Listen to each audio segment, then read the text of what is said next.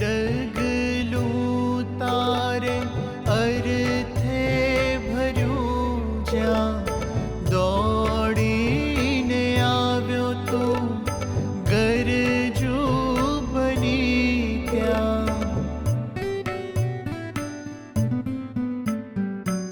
એક ડગલું તારે અર્થે ભર્યું, જ્યાં દોડીને આવ્યો તું ગરજુ બની ત્યાં.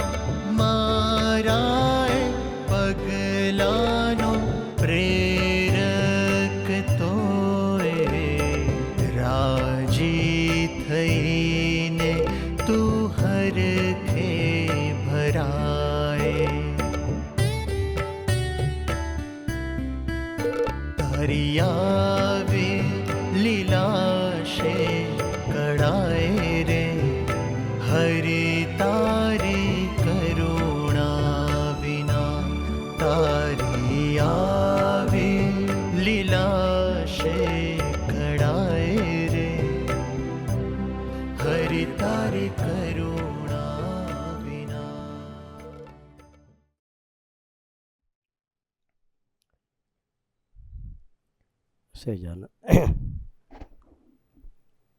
સહજાનંદ સાંઈ મહારાજની જય, હરિપ્રસાદ સાંઈ મહારાજની જય, આત્મીય સમાજની જય જય જય. વડીલો બધા પ્રાર્થના લઈને આવ્યા. ગળું ભારે છે કે આજે માણીને વિરામ આપો કે. મેં કહ્યું અમારા સંતોષ સાહેબ બોલે ચાલશે, પણ સંતોષ સાહેબ ભાગી ગયા, પ્લેટફોર્મ છોડી દીધું.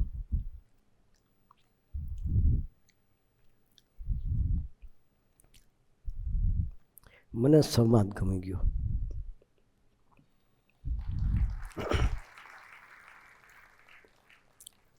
દરેક વ્યક્તિનો ડ્રીમ હોય,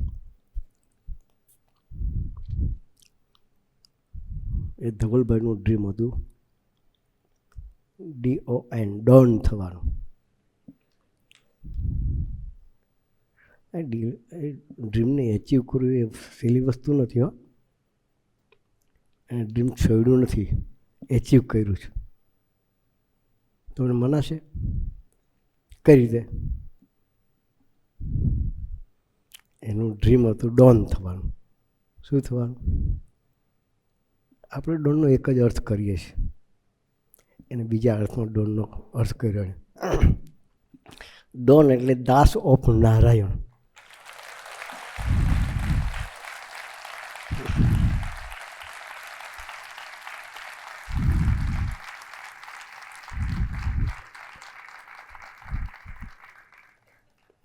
ડ્રીમ એચીવ કર્યું કે ના કહેવાય? હે, આપણે બીજો એંગલથી વિચારતા હતા, પણ એનો એંગલ પૂરો કર્યો. આપણે બધા એવા ડોન થવું છે, ડોન થવાનું. આપણી પર કોઈ અધિકાર ના કરી જાય, આપણી પર કોઈ શાસન ના કરી જાય, એનો ડોન કહેવાય. શું કહેવાય? ડોન પર કોઈ દાદાગીરી ના કરી શકે. મન બુદ્ધિ આપણી પર દાદાગીરી ન કરી જાય. કોણ? મન બુદ્ધિ પણ આપણી પર દાદાગીરી ન કરી જાય એવા ડોન થવું છે. એવા ડોન થવા માટે કરવાનું શું? તો જે ધવલભાઈ કર્યું એટલું જ કરવાનું, બસ.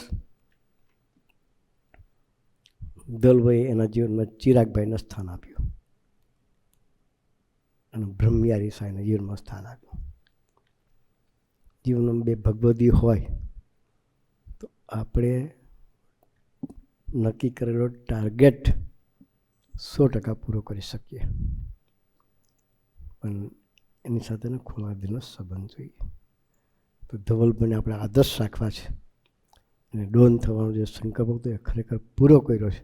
તો આપણે પણ એના જેવા ડોન થઈ અને સ્વામીજીના સમાજના ભક્તોના દાસના દાસ થઈ જીવી અને સ્વામીજીના દિલમાં સ્થાન લઈ શકીએ એવો બુદ્ધિયોગ આપણને સૌને ગુરુહરિ આપે, એ જ પ્રાર્થના સહજાનંદ સ્વામી મહારાજની.